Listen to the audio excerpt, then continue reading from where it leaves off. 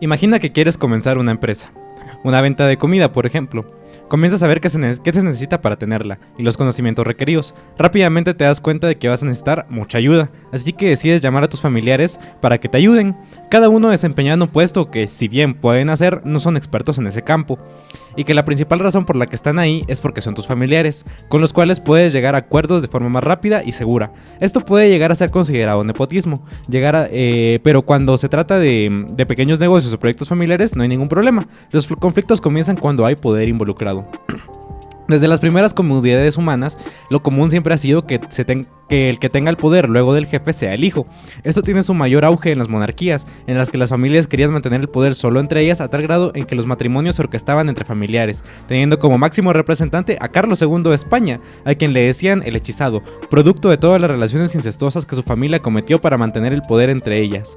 Hoy en día el nepotismo no llega a esos extremos, o al menos no en todas las partes, pero sigue estando presente constantemente. No por nada surgió el término Nepo Baby, para llamar a aquellos que utilizan el discurso meritocrático para defender su riqueza o su poder, cuando en realidad fue todo producto del nepotismo.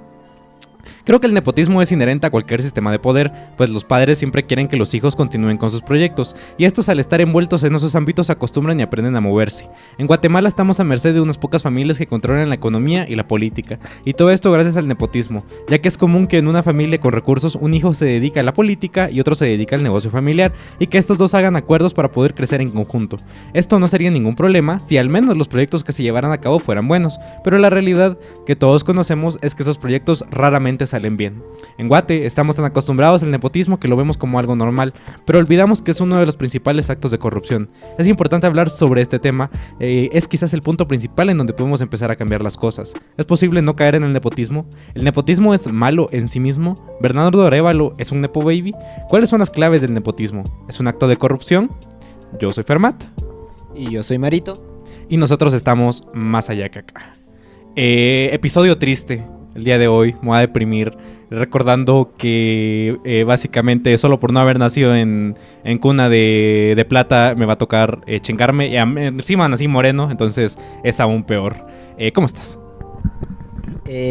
Pues yo bien, aunque sea que ahorita mismo me pusiste triste también.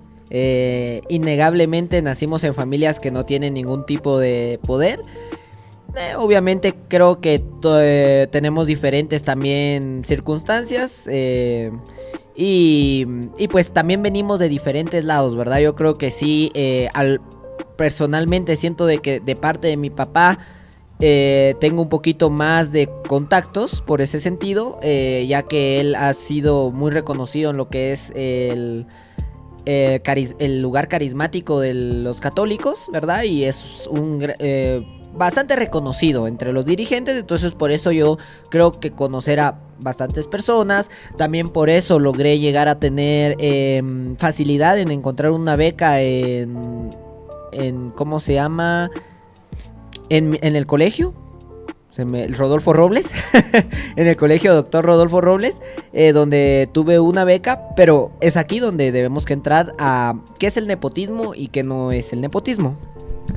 Sí, porque claro, o sea, cuando nos vamos a ejemplos, cuando nos vamos a los extremos, se puede ir a una persona en que una persona de alguna aldea que de verdad se dedica a la agricultura y pues está en condición de pobreza, nos vea a nosotros y diga, bueno, es que ustedes son nepo babies precisamente, como tú dijeras, porque el que tu papá tenga contactos te facilitó la beca, o sea, pero decís, pero sigue siendo una beca, o sea, yo necesitaba la beca para poder estudiar, entonces puede que sí seamos nepotistas en ese sentido, pero realmente, o sea, realmente qué tan relativo es el nepotismo, porque para entrar a terminología, no sé la definición correcta, pero el nepotismo es básicamente que tú prefieras, que tú elijas a personas para puestos políticos o privados o cualquier puesto, a amigos, a cercanos o cualquier relativo. Es un término que se genera también en el medievo, cuando los papas pues tenían mucho poder y los papas pues ponían a quienes ellos querían en puestos políticos. El caso de los Borgia, el caso de los Sforza en la Italia medieval. Entonces es en ese punto en donde se va comenzando el nepotismo, pero como yo digo, el nepotismo también comienza desde las comunidades antiguas. Entonces, ¿cómo lo ves tú?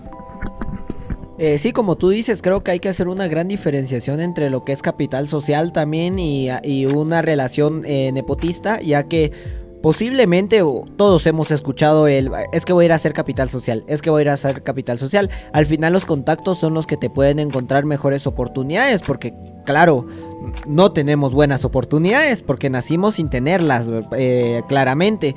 Entonces cuando digo que por ejemplo mi papá me ayudó en ese sentido a encontrar una beca en la Rodolfo, me refiero a de que él encontró sus contactos sin él tener una capacidad, porque él también venía de un problema muy, muy complicado. Entonces él, encontrando eso, me ayudó a mí y a mi hermana y a general, que nosotros tuviéramos un poquito más de oportunidades. Pero es muy diferente eso al encontrar que hay lugares donde toda la familia, aunque no tengan la capacidad de ejercer el trabajo que se está ejerciendo, están trabajando todos. Pero aquí también tengo una pequeña definición de lo que es el nepotismo, y encontrándolo en Wikipedia, la preferencia dice que el nepotismo es la preferencia que tienen algunos funcionarios públicos para dar empleo a algunos familiares o amigos, sin importar el mérito para ocupar el cargo, sino su lealtad o alianza.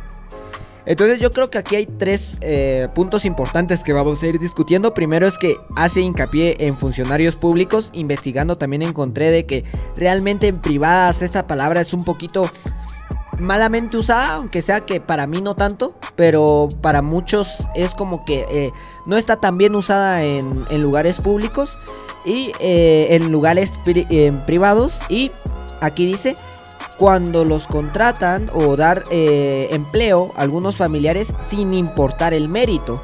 Entonces aquí entramos a lo que es la meritocracia, ¿verdad? ¿Qué es la meritocracia? Realmente eso lo merecía, porque claro, si tú tenés un hijo que es muy bueno para el puesto, ¿por qué no dárselo, verdad? Si es bueno, o sea, él tiene el mérito. Entonces, sino que lo que importa es su lealtad o alianza. Entonces aquí hace esa distinción.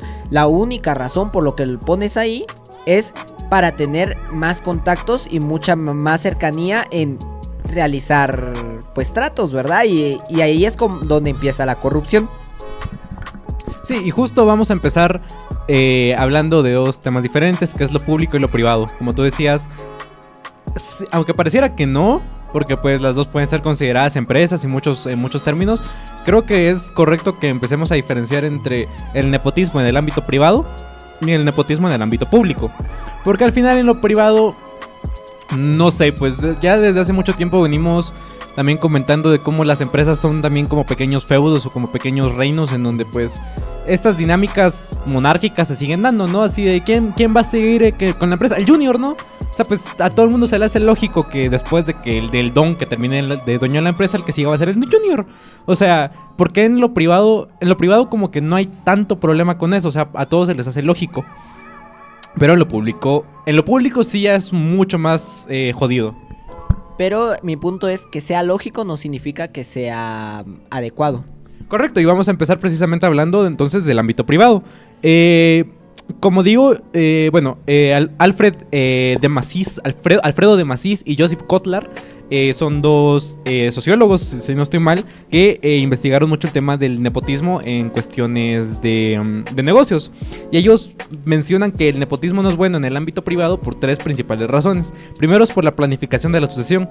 Básicamente ellos mencionan que no es bueno porque al final tú te estás basando en quién va a heredar tu empresa solo porque tu linaje, solo porque es tu hijo. O sea, y no tomas en cuenta ni su capacidad ni su interés. Porque para lo mejor es muy capaz tu hijo en un puesto de administración, pero a lo mejor no quiere administrar tu empresa de cepillos. O sea, a él lo que le interesa es la tecnología, por ejemplo. Entonces, heredarle el puesto solo porque es tu hijo es un gran problema. Luego tenemos conflicto en la gerencia.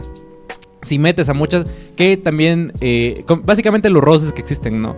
O sea, puede que el gerente que se haya esforzado mucho, que tenga este sentido meritocrático de haberse entregado a la empresa, de haber entregado su vida a la empresa, diga, verga, yo me esforcé, yo llevo 30 años en esta empresa y yo conozco todo mejor que el hijo del dueño, y le van el puesto solo porque es el hijo del dueño. O sea, esos roces, y entonces pues ya comienzan los roces de, bueno, ya no me voy a trabajar, ya no me voy a esforzar, ya otras cosas. Y por último, la profesionalidad y objetividad, que no se contratarían personas que podrían aportar valiosos conocimientos y nuevas perspectivas. Es decir, muchos Nepo Babies también terminan siendo los... A mi papá le funcionó esto, yo solo voy a copiar y seguir haciéndolo. O sea, no hay una nueva llamada de experiencias, de perspectivas, una visión nueva que diga, bueno, vamos a llevar la empresa hacia punto, vamos a hacer algo nuevo.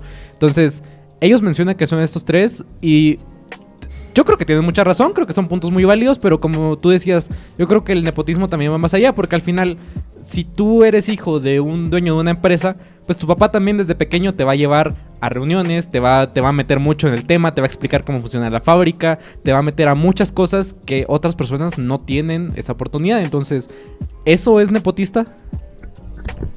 Yo creo, analizando ahorita lo que tú estás diciendo, creo que hay un problema con lo que es las empresas privadas, en el sentido de que muchas veces se utiliza la misma lógica capitalista que ha venido durante muchos años y muchas veces es humo. Esto de, no, es que lo adecuado para tu empresa no es dársela a tu hijo, porque tu hijo no puede ser que no tenga las capacidades correctas. O sea, te vale madres, güey. Tú te vas a... Cuando se lo dejas a tu hijo es porque te vas a morir, o porque ya te moriste. O sea, literal te vale madres si esa empresa fallece o no fallece. Lo que querés es darle la empresa a tu hijo, y pues ya que él se esmera un poquito por lo menos para que no muera la empresa, ¿no? Entonces cuando... Y peor cuando son empresas grandes. O sea, es muy difícil que muera una empresa grande. Y creo que todo esto de... No, es de que tu hijo... Pues sí, claro, pero es que también ya en empresas muy grandes, internacionales y todo esto, también hay mucho de esto de... Yo soy el dueño de esta empresa, él es el dueño de esta otra empresa grande, mi hijo no quiere trabajar en cepillos, pero quiere trabajar en tecnología, le hago el conecte, él se va hacia allá, y su hijo de él, de otra empresa, sí quiere trabajar en cepillos. Entonces se viene acá y es el nuevo CEO de la empresa. Entonces realmente... Todo esto obviamente funciona por redes, no es como que solo una familia es la que está funcionando, sino que todo funciona en conjunto. Y cuando hablamos de no, es que no sería lo correcto para una empresa, nos damos cuenta de que en el capitalismo realmente las empresas privadas no funcionan por lo que es correcto, sino por lo que más les conviene a ellos, a su familia y a los más cercanos. Ya, pero el otro discurso... No neoliberal, pero el otro discurso procapitalista, digamos, es que al final, como te digo, al final ellos dicen... Entiendo el punto de que las empresas nunca se van a guiar por lo que es correcto, sino por lo que les beneficia, pero precisamente lo que muchos mencionan es que aún siendo nepotista no te ayuda, el ser nepotista no te va a ayudar en muchos sentidos. Pero siguiendo con tu ejemplo de que al final, bueno, a mi hijo no le interesa, yo le hago el conecte porque pues los empresarios son empresarios, hay que recordar que muchas veces pues son clases sociales, o sea... También los ricos se casan entre ricos, los políticos se casan entre políticos. ¿Por qué? Porque son los círculos sociales en los que ellos conocen gente. O sea, si tú eres contador, probablemente te vas a casar con una contadora. O no nos vayamos tan lejos tampoco. Los médicos solo se casan entre médicos. ¿Por qué? Porque solo entre ellos saben lo difícil que es estar turnando, lo difícil es que te llamen a las 4 de la mañana, lo jodido que es tu trabajo. O sea, esos ámbitos sociales también son jodidos en el sentido de... Si tú no puedes acceder a un círculo social y decir, bueno, es que a lo mejor yo quiero ser capital social, no me voy a meter a una de estas fiestas de emprendedores, te van a mandar a la verga, porque al final ellos ya tienen su círculo y su círculo es cerrado y no te van a dejar participar de sus dinámicas sociales. Sí, además de que tomemos en cuenta que en estas fiestas de emprendedores no llegan los verdaderos emprendedores, que llegan wannabes, ¿verdad? Entonces, en ese sentido, pues... te puede ayudar para tener más contactos, eso sí, o sea, tal vez alguno de ahí se recuerde de lo gracioso que eres tú, entonces te llama algún día porque él también logró por alguna extraña razón conseguir algo, pero lo más normal es de que ahí no estén los reales, porque los reales emprendedores. Porque normalmente, como tú dices, ellos se manejan en otros círculos sociales. Y cuando hablo de, por ejemplo, de conveniencia o no conveniencia, no hablo de que obviamente en la praxis no me conviene ser nepotista para mi trabajo o para mi empresa, porque mi hijo puede arruinar la empresa y no, eso no me conviene a nivel financiero, económico y todo esto, ¿verdad? Pero al final lo raro es lo que tú decías al principio. Yo lo eduqué desde niño para que fuera competente. Entonces al final pues va a ser un poco peor, un poco mejor, pero pues no va a ser malo realmente, porque él sabe lo que se hace ahí. Entonces por eso yo aquí tenía la pregunta de ¿cuáles son los límites? ¿Cuándo consideras tú nepotismo o no nepotismo? Porque a lo mejor ellos dirían, no, es de que mi hijo estudió tal carrera y él es competente para esto y entonces evaluando posibilidades escogimos a esta persona, pero es tu hijo. Sí, pero es competente. ¿Qué le respondes a eso? Yo diría que sigue siendo nepotismo. O sea, el nepotismo es sí o sí va a tener que ver desde tu educación. O sea, desde que eres bebé, o sea, desde que sí eres bebé y y tú te van educando de una cierta manera y de esas maneras que te educaron te permite llegar a ciertos lugares, es nepotismo, sí o sí. Lo que pasa es que cuando tú lo decías también, cuando hablamos de nepotismo, inevitablemente hablamos de meritocracia. Una cosa es que tú aceptes que estás en ese puesto porque desde chiquito te educaron, porque siempre estuviste en esos ámbitos sociales, porque tu papá desde pequeño te empezó a meter en la idea de la administración, de todo esto. Y otra cosa muy diferente es que tú, aún sabiendo eso, digas, no, es que yo llegué ahí porque me esforcé, porque yo llegué ahí porque yo me lo merezco, porque yo estoy ahí por todo esto, y todas las personas tendrían que trabajar igual de duro que yo para llegar a sus puestos. O sea, el problema no es el nepotismo en sí, porque como tú dices, encontrar la línea de dónde es nepotismo, creo que te vas directamente al punto de cada experiencia que te hayan dado tus familiares es nepotismo también. Pero el problema es al final el discurso meritocrático, el aceptar es que tú estás aquí viniendo como Salinas Pliego, o sea, como Salinas Pliego que se la pasa diciendo así de, no, pues es que yo estuve aquí y yo desde siempre me he esforzado y mi primer trabajo, no me van a creer, yo iba en un pobre carro para ser gerente de el primer Electra, y es como, güey, ya eras gerente, tu primer trabajo fue ser gerente, o sea, o por ejemplo también, güeyes que se casan con hijas de familiares ricos. ¿Por qué? Y se quieren casar con ellas solo para poder conseguir puestos en empresas. Entonces, yo creo que el problema no es tanto el nepotismo en sí mismo, sino el discurso meritocrático que hay detrás de este.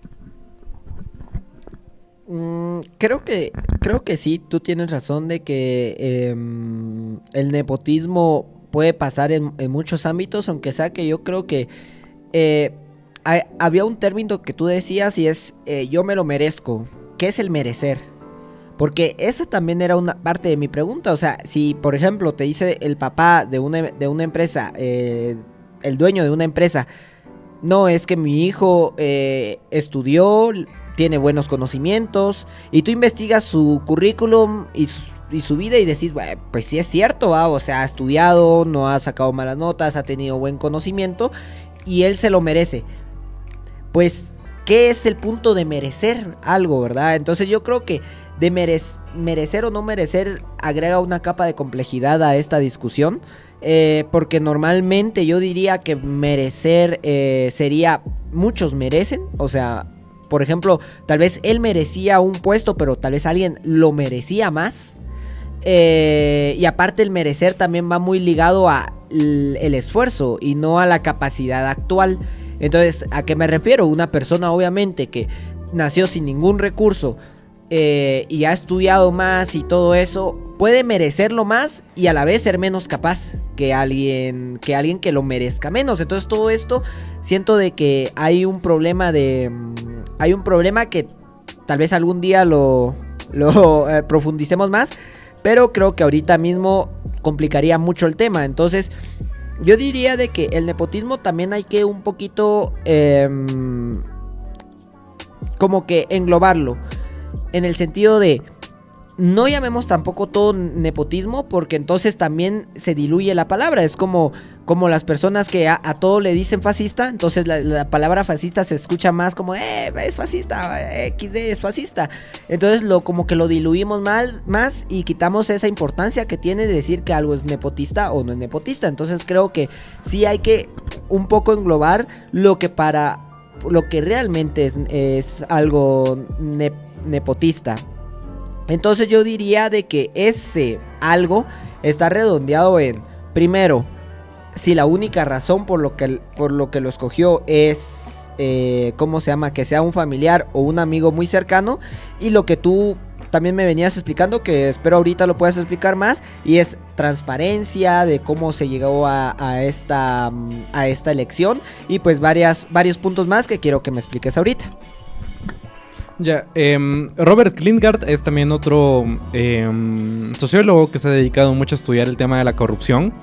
Él propone una fórmula para la corrupción. Él menciona que la corrupción es igual al poder monopolístico más la discreción menos la rendición de cuentas. Él menciona que si tú quieres analizar algo que es corrupto, tienes que se puede englobar en que estas tres cosas o estas tres partes de la fórmula tienen que estar ahí para considerar que algo sea corrupto. Y yo creo que también es importante porque al final, como tú decías, cuando utilizamos mucho una palabra se diluye su significado, y en Guatemala estamos muy acostumbrados a todo decirle corrupción. Ah, es que esto es corrupción. Bueno, pero ¿qué hizo? No, pero es corrupto. Ok, pero ¿qué hizo? No, es que robó. Pero ¿cómo robó? O sea, al final también es un tema que hay que tratar en otro podcast, que es el tema de la corrupción, que es, al final la corrupción no necesariamente tiene que ver solo con robar. Sí, alguien que te roba tu cartera, pues no es un corrupto, es un ladrón. Exactamente, y también no es como que de repente lleguen los políticos y digan, no, súbale 5,000 más a mi cuenta. A veces sí lo hacen, pero son los pendejos, o sea, hay otras formas de corrupción. Y Robert Klingard menciona que el nepotismo es una forma de corrupción. Él menciona que hay tres factores. El poder monopolístico. Básicamente que el nepotismo suele desarrollarse en entornos en los que individuos o grupos ostentan un control significativo o poder monopolístico. Básicamente, si tu familia no tiene poder, tampoco puede ser nepotista. Sí o sí necesitas a alguien ya en el poder, un poder ya concentrado, para poder meterte en esos temas. Luego está la discreción. Cuando las personas en posición de poder tienen la libertad para hacer juicios subjetivos o nombramientos sin supervisión, ni directrices claras, pueden sucumbir al nepotismo. Es decir, cuando no tenemos sistemas que permitan la objetividad respecto a la elección de puestos, pues eso también ayuda mucho al nepotismo. Es decir, cuando dicen, no, es que vamos a meter a mi hijo, y ya está, y el puesto ya es de mi hijo. Pero, ¿y cuál fue? ¿Usted lo entrevistaron? ¿Le hicieron pruebas? ¿Cuál fue? No, es que él ya está en el puesto.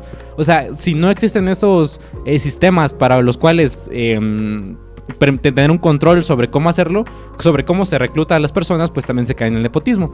Y por último está la rendición de cuentas, que es decir, que cuando hay poca o ninguna transparencia, las prácticas monopolísticas, nepotistas, pueden seguir sin control. Es básicamente de... Aquí yo creo que ya nos pasamos al ámbito público, creo yo. Yo creo que, como tú lo decías, hablar si meritorio o no es complicado. Pero no es complicado hablar si es eficiente o no es eficiente. Es decir, ok, mi hijo está en el puesto de la empresa, o yo voy a meter a mi hijo como diputado, o mi hijo se va a hacer cargo de las obras públicas. Está bueno, pero realmente es eficiente en el puesto que se le está dando. Ya no dejemos, supongamos que lo merece o supongamos que no lo mereces, no importa, pero por lo menos está haciendo algo bien, por lo menos está haciendo algo bueno. Y eso se refiere Klingard cuando se refiere a la rendición de cuentas. Es decir, si solo metieron a este hijo o amigo o sobrino o lo que sea en un puesto porque sí, porque por nepotismo, y él no está rindiendo ninguna cuenta respecto a los proyectos o respecto a lo que está haciendo, pues entonces sí es corrupción. Sí, yo creo que una parte importante era que es sin poder. Por ejemplo, cuando tú no tienes poder, no tienes el poder de hacer algo monopólico. O sea, no puedes ejercer fuerza ni poder si tú no tienes, si tú no estás en las altas esferas de cómo se ejerce ese poder. Entonces, yo creo que aquí es la diferencia que decíamos antes, que es diferente tener capital social a tener poder. ¿Qué se refiere a esto? Cuando tú eres hijo de alguien que ya es dueño de una empresa, tú naces con un poder. Naces indiscutiblemente con el poder que tiene ser el hijo del dueño de la empresa. Entonces tú vas a tener un poder indiscutible. Ahora, si por ejemplo tu papá no es el dueño de la empresa, pero tiene amigos que están en la empresa y consigue de que tú entres a la empresa porque logró darte estudios, logró demostrar que eras bueno, también te dio el contacto, tú también lograste demostrar que eras bueno, eso no se consideraría nepotismo. ¿Por qué? Porque realmente no está ejerciendo poder, simplemente está ejerciendo conocimiento de personas que tiene, ¿verdad? Contactos más que todo. Entonces, este sería, creo que tal vez yo así lo englobaría en esta cuestión. Ahora, lo de transparencia y rendición de cuentas creo que es indiscutible, eso se puede ver muy fácilmente, y eso en donde más fácilmente se puede ver aquí en Guatemala es en todo lo público. Cuando una persona mete a su primo o prima a ser secretario o secretaria de un puesto, está siendo nepotista, sí y solo sí. No es transparente la forma de cómo llegó esta a ejercer, a ejercer el puesto. Y si no rinde cuentas sobre lo que está trabajando esta persona, en el sentido de que, por ejemplo, tú llamas a un lugar del sitio público y esto se da uno cuenta rápido, y es: te tratan mal, te tratan pesado, no quieren trabajar, se tardan mucho haciendo los procesos son muy lentos, muy burocráticos, hasta te miran con mala cara. Y yo sé, cualquier día puede tener un trabajador un mal día y no tiene por qué estarte sonriendo todo el tiempo, porque tampoco es necesario, pero es que ahí es una constante. Entonces no están rindiendo cuentas y siguen en el puesto. ¿Por qué? ¿Verdad? Entonces ahí es donde uno entra, y si uno se mete a investigar, pues obviamente no es de que es primo del que está en esa área, entonces lo metió cabal a él, y es como de... Es obvio, y entonces este es el problema real, cuando no se rinden cuentas del trabajo realizado y aparte no hay transparencia en el proceso de elección. Aquí también yo tenía una pequeña lista de lo que para uno es un proceso transparente, que sería recolección de CVs o de currículums, que X persona ajena al que lo recolecta analiza y prioriza algunos antes que otros, y después ya una mesa de elección de quién podría ser el mejor candidato o los mejores candidatos, pues ya elijan exactamente quiénes van a empezar en la empresa o la etapa de prueba o ya a trabajar de una vez. Entonces, también yo hacía la pregunta acá y te lo decía antes: tal vez no sea necesario hacer todo este proceso siempre.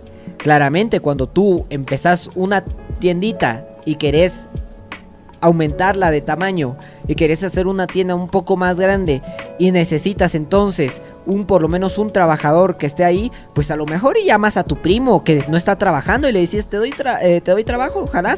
Y tú decís: no, pero es que no es bueno como vendedor y no tiene experiencia. Y tú decís: sí, güey, pero es que yo soy de todos modos el que voy a recolectar los CVs, voy a elegir qué persona es la más adecuada. Entonces no llega a ser necesario. Entonces, pero creo que por ahí iría.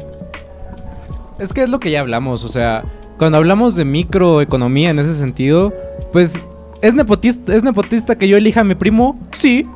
¿Es malo? No.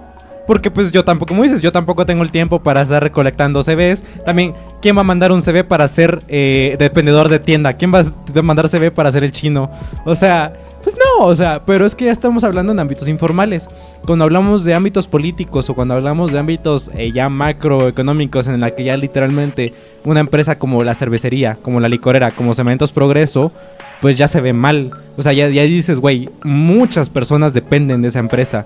La economía depende de esas empresas. Y al final están a merced de los juniors. Y el gran problema que yo tengo con los juniors es que los detesto, sí, los odio, sí, la mayoría son guatemalans también. Pero el gran problema con los juniors es que, la verdad, muy difícilmente hacen algo bueno. O sea, son muy raras las generaciones que logran mantener algo bueno. Es decir, ya la tercera generación ya está chueca. Es como, la primera generación es casi siempre el don que lo construyó desde cero. Entiéndanme. Entiéndanme la retórica, por favor. Desde cero, que luchó y que logró armar todo por sus propios medios. El siguiente es el Junior, que el Junior con la empresa ya establecida, ya logró crecerla aún más, logró hacer mejores tratos y la convirtió en una internacional.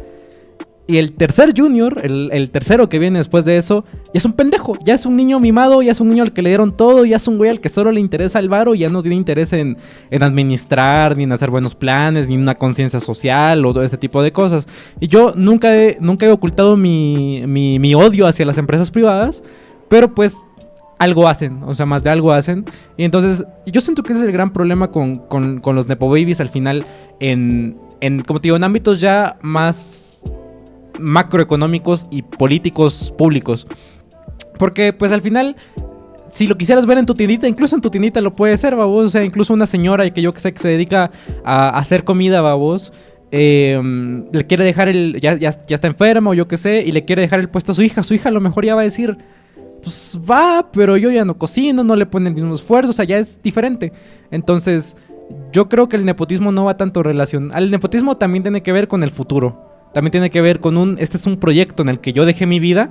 Yo no quiero que se vaya a la chingada solo porque va a venir alguien extraño y que lo vaya a hacer, ¿va? Yo quiero que sea de la familia. Es donde venimos mucho con esta idea. Y uno de los autores que investigué, que ya no lo mencioné aquí porque no me pareció, su idea no me pareció tan interesante, tan relevante en cómo la exponía, pero sí interesante, que es que el hecho que muchas del nepotismo tiene que ver con el arraigo cultural hacia la familia. O sea, también si somos nepotistas en Guatemala es porque siempre tenemos mucho ese arraigo de la familia va primero. De todo tiene que ser primero la familia, primero la familia. Sí, aparte más en un país donde hay empresas, como tú decís, la cervecería, y hay empresas realmente familias que controlan todo el sector privado, pues se siente más esta problemática. ¿Por qué? Porque cuando tú entras y decís, bueno, ya terminé la U, voy a poner mi currículum en la empresa de la cervecería para ver si me contratan como administrador de empresa, como ingeniero industrial, como ingeniero mecánico, como cualquier cosa. Voy a ver si me contratan. A la vez internamente todos estamos pensando en ojalá no esté en tiempo de que haya un hijo, primo, sobrino de alguien que sea importante en la empresa. Ojalá que realmente ahorita necesiten a alguien, o sea, ahorita estén llamando a recolectar currículums y no haya nadie interesado entre ese círculo a tener ese puesto, porque si no ya lo perdiste. Y todos lo sabemos, todos ya lo tenemos interiorizado, todos lo tenemos en mente. Entonces, creo que esa parte es muy importante saber que nos afecta a todos ya, y más a nuestro país, que es muy monopolizada en algunas familias. Entonces esto afecta mucho más. Y como tú decís, obviamente, hablando de ideales, lo ideal sería que si tú te esforzaste en una empresa, quieras que la empresa que tú le metiste tantos años pues siga sobreviviendo, aunque sea que tú ya no estés.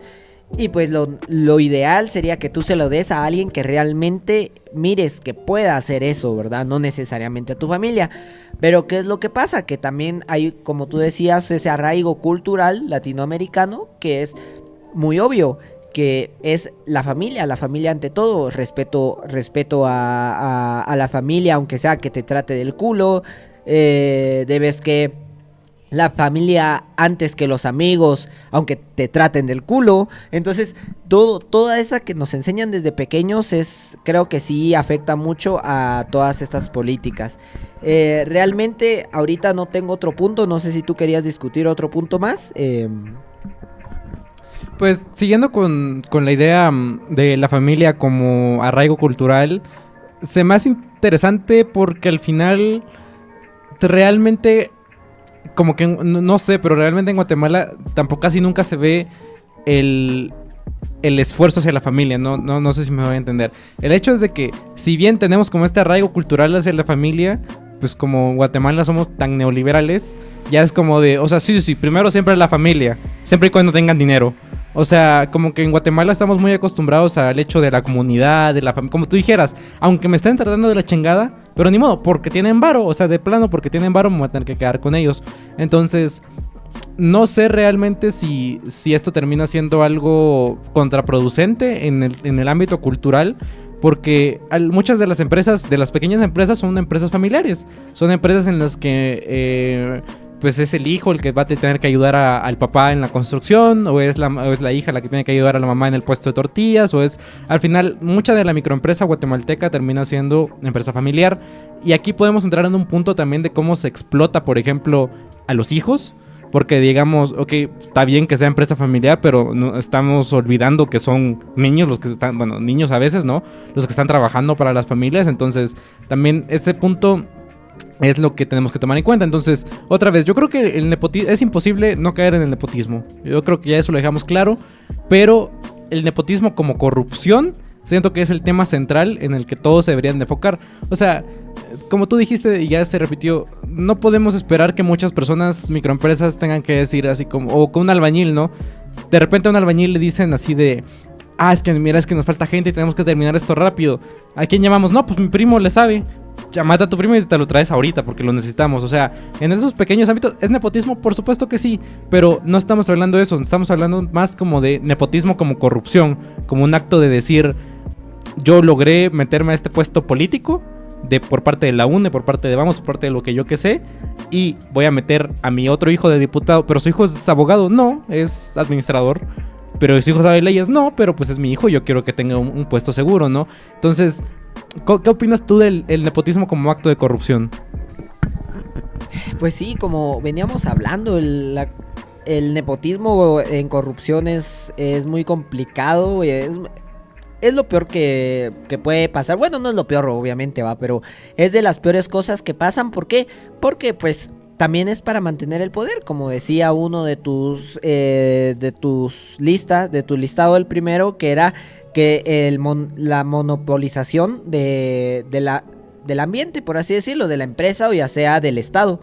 Entonces, cuando tú tienes un nepotismo, tú vas metiendo a familiares, amigos, cercanos, y te vas monopolizando y vas generando, más presiones fuertes, poder mucho más grande, centralizado, y esto afecta a toda la población, más si hablamos del Estado. Como tú decías, dárselo a un hijo, aunque no tengan ni idea de derechos, de leyes, es un problema real para todos. Por eso es que nos quejamos. No porque nos salga de que es que yo siento que yo soy más competente, yo debería de estar ahí. No, porque como decimos, en un proceso de elección, a lo mejor puedes quedar tú, y es el problema que tú decías. Muchas veces el problema de los nepo babies es de que creen que eran los más capaces para ese poder, que realmente eran los que se lo merecían más. Y es lo que yo te decía, a lo mejor y se me lo merecían, pero es que para ellos eran la única opción, y eso es lo malo, y eso es lo que a veces caga y a veces te hace enojar. A mí personalmente me hace enojar, que es como de, no, es que yo estoy aquí porque yo sí me lo merezco, pero no merecer de... No dicen merecer de que me lo merezco porque trabajé mucho en ello, sino que me lo merezco porque soy el único que podía estar aquí, porque todos los demás no valen ni una mierda. Básicamente es lo que eso dan a expresar. Entonces, cuando tú entras a un trabajo, normalmente tú indiscutiblemente tienes la sensación de me lo merezco. ¿Por qué? Porque a lo mejor tú vienes de abajo. Nosotros, pues cuando conseguimos un trabajo, indiscutiblemente tiene mucho más trayectoria, y tú decís, bueno, es que yo sí me lo merecía. Pero cuando dices yo sí me lo merecía, estás diciendo que los demás no, y no siempre es así. A lo mejor tu CV fue un poquito más interesante por algún momento, por la persona que estuvo, pero si hubiera estado otra persona, hubiera escogido al segundo del listado. Entonces, hay muchos factores de que cuando tú entras a un puesto de trabajo, no necesariamente eras el que se lo merecía más, simplemente se lo merece ya. Pero el problema es cuando no te lo mereces y crees merecértelo. Ese es el problema, cuando los nepo babies ya ni siquiera es de que se lo merezcan, es de que no valen para lo que están haciendo. Entonces eso ya lo que caga, cuando tú decís, bueno, es que es el hijo, pero el hijo es más o menos bueno en leyes, entonces, y aparte estudió derecho, y aparte sacó alguna maestría que tú decís, bueno, por currículum, y aparte tú has visto de que sí le pone empeño y todo eso, y tú decís, bueno, entonces, ¿por qué me voy a molestar? ¿Verdad? Está ahí y simplemente su papá o su mamá le dio el puesto porque lo miraba competente. Ahora, cuando tú miras de que ponen a una persona que realmente vale pa' pura verga, o sea, que literal no vale ni para ser el que atiende en una tienda, como estábamos diciendo antes, es como de que tú decís, güey, es lo que caga, y no estás diciendo, es que yo merezco estar ahí. No siempre. Yo, por ejemplo, yo no sé nada de leyes, yo no merecería ser ningún diputado. ¿Por qué? Porque yo no sé de leyes, y yo lo estoy de acuerdo, pero cuando miro a un diputado y digo, él viene por familia, realmente no debería de estar ahí, es como que una crítica real hacia todo este problema de nepotismo que hay. No podría haber resumido yo mejor lo que has dicho, así que vamos a deprimirnos. ¿Te parece? Nos deprimimos porque vamos a empezar hablando de Alejandro Yamatei. El periodo político de Yamatei al final fue declarado o ha sido declarado por muchos politólogos internacionales como uno de los más corruptos que ha tenido Guatemala en mucho tiempo. Eso ya es mucho, o sea, ganarte eso es ganártelo a pulso, es querer hacer las cosas mal. Es ganárselo a Jimmy Morales, o sea, eso es decir, no, yo por mis huevos soy el mejor acá. Sí, ahí Yamatei dijo, ¿cómo que? No, yo tengo que ser el más corrupto. Pero precisamente lo que hablábamos es que el nepotismo también tiene que ver con un acto de corrupción. Entonces, cuando se habla también de que Yamatei es uno de los más corruptos, no se refiere a que solo robó. O sea, el hecho de que él pudiera robar millones también tiene que venir abajo de toda una estructura que lo permite. Para más información, escuchen el podcast de Estructuras de Poder. Porque al final toda esta corrupción que existe en Guatemala no es posible si no es también a través de el colocar a personas claves en puestos claves. Es decir, si yo... Al final el nepotismo es un acto de corrupción, siento yo, no solo porque lo que tú resumías ahorita, sino también porque al final permite el hecho de solo tener algunos. Es decir, si la derecha quiere tener el poder, o sea, es necesario, o sea, es como de, bueno, nosotros vamos a estar, entonces, tú te vas a ir al MP, tú te vas a ir al órgano judicial, yo me voy a ir al ministerio, yo me voy a ir a otras cosas y así. O sea, ¿por qué? Porque al final lo que ellos, y entre todos, aquí todos saben quiénes somos, aquí nos guardamos y aquí nadie va a hablar y aquí ya estamos. O sea, el nepotismo también es curioso porque también, yo lo veo también como que funciona como un sistema de mafia. O sea, por ejemplo, mi ejemplo más claro es El Padrino. En El Padrino se habla de que Michael Corleone no quiere ser parte de la mafia de los Corleone, pero pues al final no le queda otra y quiere participar. Y entonces, como que las mafias, ¿por qué? Porque al final las mafias también tienen este punto de siempre tener a personas clave en lugares clave. Y yo creo que el gran problema que estamos enfrentando ahorita mismo en Guate con el gobierno de Yamatei, el que no quieran dejar a Arévalo participar, el que la UNE sea prioridad en el Congreso, tiene que ver mucho con eso, en que el nepotismo al final es una forma de corrupción muy, muy leve, muy discreta, muy que no hace ruido. Porque cuando no aparecen 2 millones de quetzales ya decís, aquí algo pasó. Pero cuando te dices, güey, es que mi primo es que no tiene trabajo, fíjate que acaba de cerrar derecho, mételo de diputado. Va, está bueno, pues metámoslo. Ese es el punto que creo yo clave en el nepotismo en la política guatemalteca, que es algo muy silencioso, algo muy discreto. Aparte creo que mencionabas algo interesante o te estabas acercando a algo importante, que es como el nepotismo a la vez funciona como parte fundamental de la base de la corrupción. Si tú no eres nepotista, muy difícilmente vas a poder robar. Muy difícilmente vas a poder ejercer todo lo que conlleva la corrupción. ¿Por qué? Porque el nepotismo es el que te permite mantener esta estructura monopolizada, como decía en el primer paso. Si tú no tenés puestos claves a personas de confianza, amigos de confianza, familiares y todo esto, pues no vas a poder ejercer todas estas presiones que al final hizo Yamatei, que es, por ejemplo, hago una obra, digo que cuesta 60 millones, no cuesta 60 millones, cuesta 30 millones, esos 30 millones me los llevo para mí, pero no completamente para mí. Esos 30 millones deben que ser repartidos entre Yamatei, el que le sigue al Ministerio de Obras Públicas, el dirigente de eso, también a la constructora le debe que quedar algo de ese dinero también corrupto. Entonces, y todos esos es una cadena de conocidos, porque si alguno de ellos no es de los conocidos, te puede llevar mucho la verga. Porque te puede denunciar, puede verificar o puede grabarte, puede hacer cualquier cosa. Ya en estos tiempos se puede hacer cualquier cosa para realmente denunciar lo que es corrupción.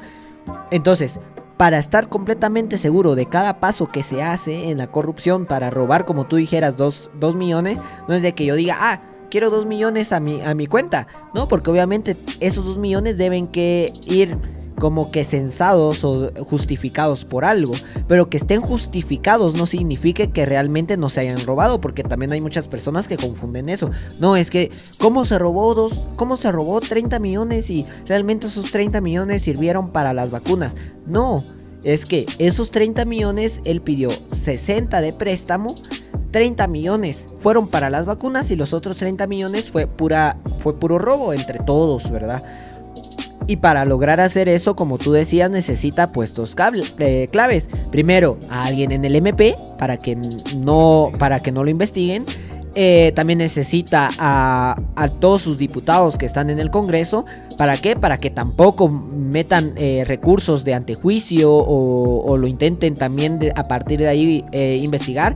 La Corte Suprema de Justicia también debe que estar involucrada para que la Corte Suprema tampoco lo juzgue, o si llega a unas instancias mayores para que ésta lo defienda, ¿verdad? Entonces, y aparte de eso, como dije, todo el proceso de quién manda a llamar las vacunas también se debe que llevar una parte. Entonces todo este proceso requiere de una amplia gama de red de comunicación y de pues realmente sentirse apoyado. Entonces cuando uno dice de que Yamatei fue el mayor corrupto, primero yo sé de que él quería ganarse como que los honores de ser el primero, pero no es solamente él, o sea, él no es que haya llegado a la presidencia y de un periodo a otro él haya hecho corrupto todo y que de repente él fue el as bajo la manga que sabía cómo manejar todos los hilos. No, es que ya se venía creando. Desde Otto Pérez Molina esto se viene creando. Poco a poco, Otto Pérez Molina tuvo un poco de corrupción, bueno, un poco bastante, pero pues comparados a lo de ahorita. Y poniendo el caso de Otto Pérez Molina, a Otto Pérez precisamente lo que le faltó fue esa estructura. Fue la estructura nepotista de la cual él tuviera personas de confianza en lugares clave para que no lo juzgaran. Pero él se quiso hacer el yo me las puedo todas y le salió mal. ¿Por qué? Porque las personas que estaban en esos puestos no eran sus personas. Y entonces estas personas que no eran sus personas obviamente lo juzgan. Y en ese momento, por ejemplo, que estaba la CICIG, que en ese momento pues era una de las instituciones que menos cooptada estaba, pues lo empezó a juzgar. Él, como tú decís, se empezó a creer muy gallito, dijo no, yo renuncio. Aunque sea de que ahí yo siento de que también hubo un poco de presión de los militares, porque raramente, o por lo que me habían comentado, aún siendo un pasado militar, no tenía el apoyo de los militares. Cuando viene Jimmy Morales, tiene el apoyo de los militares. ¿Y qué significa tener el apoyo de los militares? Pues que logró conseguir como que otra estructura de poder a su favor. Al tener a los militares, pudo empezar a meter a personas, tener la ayuda como de bélica, por así decirlo, de decir, cuando se intentó sacarlo, como a Otto Pérez Molina por manifestaciones, simplemente se la peló. ¿Por qué? Porque tenía las fuerzas con él, ¿verdad? En cambio, Otto Pérez Molina sí le presionó más porque los militares no le estaban ayudando. Entonces todo eso, cuando uno pone a unirse cables, como tú decís, se da cuenta de que poco a poco se ha venido gestando esta corrupción. Primero obviamente eran como que sobornos, pequeños contactos. Después Otto Pérez Molina ya empezó a generar una red más amplia, pero le fallaron ahí algunas estructuras. Estas estructuras vienen con Jimmy Morales a fortalecerse. Con Jimmy Morales, cuando sale, llega Yamatei, y Yamatei solo viene a concretar a quedarse con el MP, que tal vez en ese tiempo era una de las fases que también como que todavía no estaban completamente cooptadas. Ahorita ya lo están. La Corte Suprema de Justicia, la San Carlos, y todas estas estructuras de poder empiezan ya a funcionar monopólicamente para una persona, o no solo para una persona, para un grupo de personas. Y por eso es de que ahorita él se lleva el galardón, ¿no? Que tanto deseaba, supongo. Y que ahorita quiere seguir manteniendo, obviamente. ¿Y por qué le están haciendo la vida complicada a este Bernardo, a Arévalo, pues porque simplemente él les viene a quitar uno de esos puestos que les sirve para seguir manteniendo el poder y para seguir siendo nepotistas, ¿verdad? Entonces, obviamente no lo quieren tener ahí. Como dije, que llegue Arévalo o no llegue Arévalo, no sé si vaya a cambiar algo o no. Lo que sí es de que a esta estructura le jode. Ahora, que si llega Arévalo y ya estando en el poder se pone de acuerdo con toda la estructura y dice, no, ya saben que sigamos igual, solo que ahora me rinden cuentas a mí, pues tampoco va a hacer nada, ¿no? Pero a lo que voy es de que ahorita mismo sí se siente como que esta presión que tienen de no querer perder una posición importante en su estructura y pues que les va a ser difícil mantener. Sí, bueno, y es una de las estructuras más importantes, que es la presidencia, básicamente, que es la administración. Entonces, claro que les jode mucho tener perder esa estructura. Entonces, es complicado. Yo me puse a investigar y me deprimí. Y yo creo que eso es lo que pasa muchas veces cuando se habla de que... Yo siempre he estado en contra de decir todos los políticos son corruptos. Yo quiebro una lanza en favor de algunos políticos, pero yo creo que cuando las personas se meten a investigar de política, precisamente se dan cuenta de todas estas estructuras, ¿no? Porque tú dices, bueno, pero si este güey, si mi alcalde hizo una obra pública, una carretera, pero la hizo con malos recursos, la hizo súper carísima, ¿por qué lo permitieron? O sea, decís, hay tantos güeyes políticos, ¿por qué? Y te metes y poco a poco te das... es que su hermano está en no sé qué, es que su primo es el dueño de la constructora, es que esto, entonces entre todos hicieron tal. Y como que te desencantás, como que decís, verga, o sea, al final la política pues son solo esos güeyes y ya está. Y yo creo que no, yo creo que es precisamente cambiar el nepotismo tiene que ver también con que nosotros, digamos, empezar a hacer una carrera política. Pero otro desencanto que surge en ese sentido es el hecho de que te matan. Pues el hecho de construir una carrera política. Yo no sé, ¿sabías en qué ministerio había estado Arévalo anteriormente? No, realmente no. Estaba, no sé cómo se llaman las cosas estas que están en otros países, que se llama, es como que está, o sea, en Estados Unidos está la que de Guatemala, ¿cómo se llama esa cosa? Se me fue el nombre. La embajada. O sea, donde están todas las embajadas ahí, él estuvo en esa parte que es el Minex, algo así, no me acuerdo cómo es el nombre. Arévalo, yo me puse a investigar, vato, esos ministerios de los que no teníamos ni puta idea, de las embajadas de Francia, las embajadas de Inglaterra, las embajadas de todos esos lugares, hay un vergo de nepotismo, pero hay un chingo. O sea, hay un artículo en Soy 502, cámbiense el nombre por favor. Hay un argumento de Soy 502 que dice, que te va mencionando así como de que, es que quien está en la embajada de Francia es esta persona que es hijo de no sé quién y no sé quién. Ahí también está metido el ex abogado de Otto Pérez, por ejemplo. Está metido un güey que fue súper corrupto también en la época de Valdizón. Están los hijos de Valdizón también metidos en todo ese rollo. Yo digo, verga, también lo que jode de Guatemala es que hay un vergo de ministerios con también nombres muy puto largos y con acrónimos que se los va a aprender su puta madre, que decís, verga, güey, hay un chingo de puestos políticos y hay un vergo de nepotismo. Y es lo que digo, lo que me jode del nepotismo es tan silencioso que ni te das cuenta. Que decís que de repente hay tres diputados que se apellidan Rojas los tres. Decís, no, es que es el papá, el hijo y la hija. Y yo decís, verga, güey. Y por ejemplo, Arévalo decía, es complicado porque, por ejemplo, él contaba una historia que le venía una morra que iba a ser parte de la embajada de Francia. Entonces se iba a ir a Francia y pues Arévalo le estaba intentando explicar cómo iba a ser todo el rollo, cómo se tiene que llevar esas cosas y todo. La morra le dijo, no, si es que yo no voy a trabajar, yo solo voy a Francia a aprender inglés. Entonces yo no voy a ir a hacer nada. Y Arévalo se quedó como de, bueno, pero ¿segura? Entonces, otra vez, y Arévalo, no pensemos que es un güey que viene de la nada. Es hijo de un expresidente y es un güey que ya hizo carrera política en las embajadas. Yo creo que también por eso Arévalo tiene como este rollo de meterse mucho en la Cámara de la Industria, de meterse mucho con los extranjeros. O sea, creo que precisamente él tiene mucho apoyo de eso por haber estado en ese ministerio. Y mucho apoyo internacional, que eso me sorprende. ¿Por qué tiene tanto apoyo de Estados Unidos? O sea, ya cuando Estados Unidos apoya a alguien, yo digo, uy, es raro.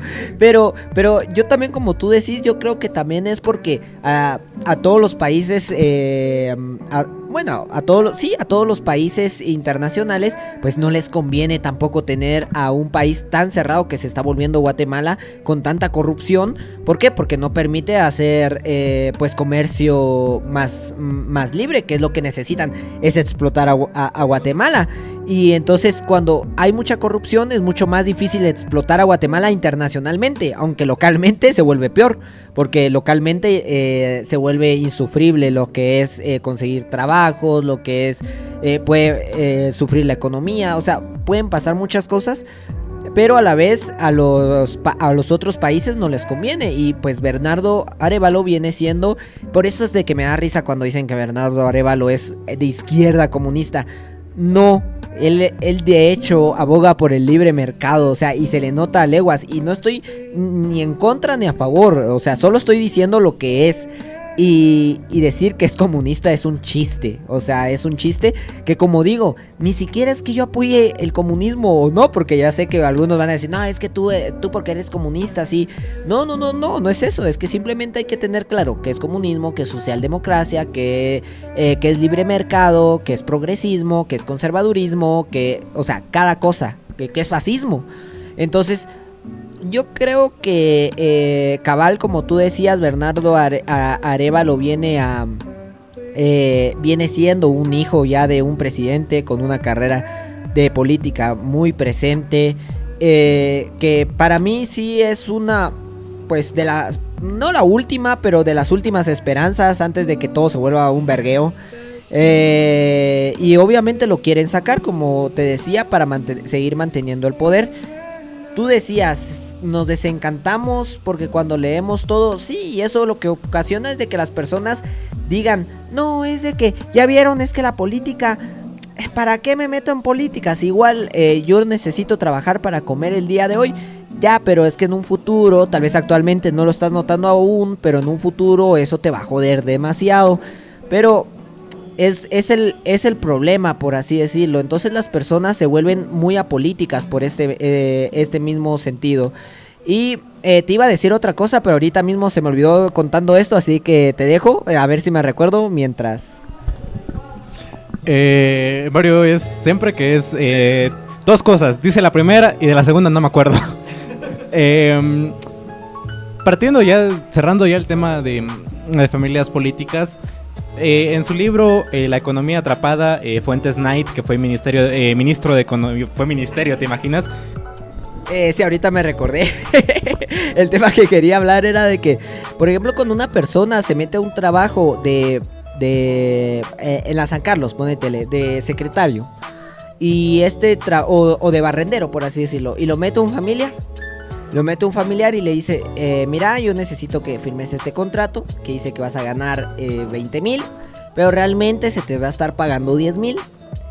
Y entonces cuando tú hablas con esa persona, dice, güey, es de que, ¿en qué otro lugar voy a ganar 10,000 quetzales? O sea, como barrendero, o sea, no puedo, o sea, realmente es la única posibilidad que tengo. Y dice, pero, y ellos no se consideran, no se consideran nepotistas ni corruptos. Entonces, aquí sería la pregunta que te quiero hacer, ¿son corruptos? Porque para mí sí están favoreciendo la corrupción, pero tampoco los puedo juzgar del todo, porque pues al final simplemente es algo para sobrevivir. Y entonces, pero al final...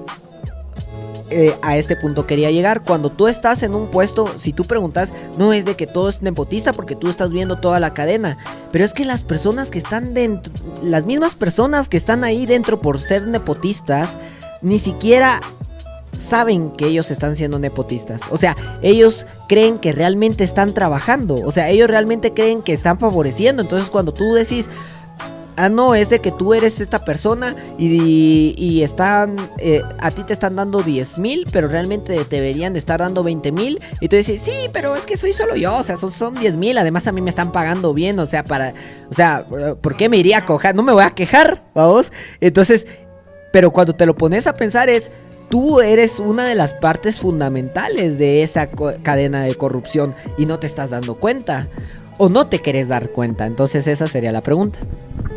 Ya, ¿cómo reconocer a alguien que no es nepotista? Es fácil. Los pobres cuando conseguimos trabajo nos regresa la esclavitud de los genes y decimos, muchas gracias señor por el trabajo, no se preocupe, yo con gusto hago todo, gracias por el trabajo, muchas gracias señor. Entonces, muchas gracias señor Blanco, muchas gracias. Entonces, yo creo que la gran definición o la gran conclusión a la que creo que llegamos es que una cosa es el nepotismo y otra cosa es el nepotismo como acto de corrupción. O sea, el nepotismo es inherente, ya lo hablamos, pero una cosa es que a ti te metan en un trabajo, como tú dices, de barrendero y que digas, basta, bueno, y que indirectamente estés apoyando a la corrupción, a tú querer buscar precisamente ese nepotismo para hacer actos de corrupción. O sea, yo creo que una cosa es el nepotismo clásico duro, que es poner a personas solo por su linaje o por cosas así, o por ser conocidos, y otra cosa es ya aplicarlo como un acto de corrupción, precisamente, como buscar espacios, como ya tener un plan maquinado sobre, es que así nos vamos a hacer ricos, es que así lo vamos a hacer bien. Entonces yo creo que apoyar indirectamente a la corrupción es inevitable en algunos sentidos, pensando en que somos un país tan corrupto que ya es imposible no caer en corrupción. Yo creo que lo importante no es no caer en la corrupción, sino qué hacer ya estando en esos puestos. Y eso es lo que siempre hablamos, o lo que nos referimos cuando decimos que la política es jugar en el lodo. En la política, si tú quieres entrar a la política, es meterte a jugar en el lodo. Y es hacer alianzas, hacer cosas para conseguir el puesto. Y ya que hagas después en el puesto, ya es otro rollo. O sea, ese es el sentido de querer hablar. Yo por eso te digo, o sea, creo que meter a tu mamá, si tú fuiste una persona de bajos recursos, estudiaste en la San Carlos, te esmeraste un chingo, te graduaste con honores de derecho, lograste ser diputada, y tu mamá pues no tuvo las oportunidades que la querías meter de barrendera, pues no es algo malo. Pero claro, tú ya con todo ese plan de no, pues que lo voy a pagar 10,000 para que sea 20,000 y tal, que no sé qué, eso ya es corrupción inevitablemente. Pero no se puede evitar porque también decís, verga, es que si no, alguien más lo va a hacer. Exactamente. Entonces yo creo que para jugar en la política se tienen que tener precisamente este sentido de vas a jugar en el lodo, te vas a ensuciar y te vas a embarrar, no queda de otra, así funciona esto, pero no es tanto cómo vas a llegar, sino qué vas a hacer ya en ese puesto. Sí, al final para el barrendero termina siendo, pues, o muero de hambre porque no consigo trabajo, o me embolsillo 10,000 mensuales, que es un buen sueldo, sabiendo de que estoy favoreciendo a la corrupción, pero que si al final yo digo que no, simplemente voy a terminar sin los 10,000 y haciendo que otro se acepte, porque va a haber otro que va a decir, güey, son 10,000. Pero es que esto es porque ya la estructura en las bases está cagada, y por eso es de que debemos que luchar para mejorar estas estructuras, como tú decías, que hubiera menos nepotismo, que hubiera rendición de cuentas, que hubiera transparencia en el proceso de elección. Y pues básicamente eso, yo creo que ya es hora de que terminemos esta charla. ¿Alguna conclusión tuya? Sí, la que iba a decir antes de que te acordaras de lo que me vas a preguntar. Como dije, episodio deprimente. Como decía, Fuentes Knight, que fue ministro de Economía en el periodo de Álvaro Colón, tiene 2 libros. Uno se llama Rendición de Cuentas, precisamente, que no lo he leído, y el otro se llama La Economía Atrapada, en donde si quieren ver a alguien con datos duros, no como nosotros que venimos con ideas, quieren ver a alguien que trae los datos duros de cómo han crecido las empresas bajo este concepto neoliberal, que Fuentes Knight es muy procapitalista, léanlo, porque en el primer capítulo Fuentes Knight tiene un cuadro completo en el que te menciona a las familias más poderosas, como Pantaleón, Palo Gordo, la cervecería, Cementos Progreso, como todas las empresas fuertes de Guatemala están cooptadas por 5 o 6 familias y no han cambiado. O sea, vos conoces a una persona que se llama Castillo, decís, ese güey tiene varo. O un Campoyo, ese güey tiene varo. Un país, ese güey tiene varo. O sea, y a mí lo que siempre me ha parecido... Castillo va, dudemos. Gutiérrez también puedes dudar. No, Gutiérrez sí, no, Gutiérrez tiene varo. Gutiérrez tiene varo. Pero cuando digo dudar es de que no sabes de que si viene de ese apellido de la familia poderosa o de otro origen, porque no todos los Gutiérrez pertenecen a esa familia. Sí, pero entendeme la retórica. Te pido que me entiendas la retórica. Es que, por ejemplo,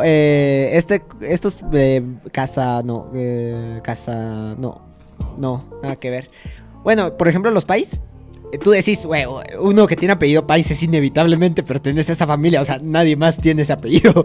Pero hay otros apellidos que pues también hay muchos orígenes, ¿verdad? Entonces por eso. Sí, pero o sea, lo que voy es que si es, te lo pongo donde si es Castillo y es blanco, probablemente tiene varo. Sí. Ok. Y Si es Castillo y es moreno, dudable. Dudable. No imposible, dudable. Y a lo que voy con Fuentes Knight es que al final, yo la primera vez que leí ese libro sí me deprimió, güey. Sí fue como de verga. O sea, yo sí sabía, pues, que pues, lo de los Campoyo, los Castillo, los Herrera, todos estos. Pero ver que literalmente son como las empresas más fuertes. Están por algunos, los Kong también, que fueron los primeros de Cementos Progreso, antes de que se llamara Cementos Progreso. Cómo se hacían acuerdos entre esas familias. Es deprimente, pero al final yo creo que esto no tiene que hacernos dudar respecto al deber político o al deber revolucionario, sino hacernos tener más valentía en ese sentido, decir, todo está cooptado, todo está tomado y es momento de que ya deje de ser así, porque si nos seguimos desencantando con la política, si seguimos con esta mentalidad cínica de, no, pues todos los políticos son corruptos, pues ¿para qué me voy a meter? Nomás son clavos, yo no soy corrupto.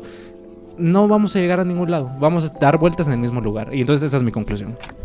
Mi conclusión, aportando la tuya, es pues aportar este final de poema que a mí me gustó mucho, que es me gusta la luz que no trae consigo esperanza. Y yo creo que es algo, o por lo menos yo el significado que le doy es de que hay cosas buenas por las que es bueno luchar, aunque sea que uno esté desencantado y uno diga, está difícil. O sea, y ese es el punto que también quería decir, por ejemplo, en las manifestaciones y todo, que noto muchas personas que es como de, no, es que ya para qué, como tú decís, mucho desencanto, no, ya para qué me meto y todo eso. Y es como de, hay veces de que simplemente debes que ver qué es lo bueno y luchar por lo bueno. Y indiscutiblemente creo que muchas personas son como de, no, es que hay muchas personas que no logran ver que va a ser imposible. No, güey, no es que tú seas más inteligente que los demás y que tú sí logres ver que esté difícil. No, todos lo vemos. Todos sabemos que está cagadísimo y que va a estar muy complicado. Pero aún así hay algunos que sí luchan y hay algunos que no. Entonces yo creo que siempre es bueno estar en la parte que lucha, ¿verdad? Porque pues al final, no sé, o sea, siento de que es bonito estar luchando por algo que realmente sientes que es bueno.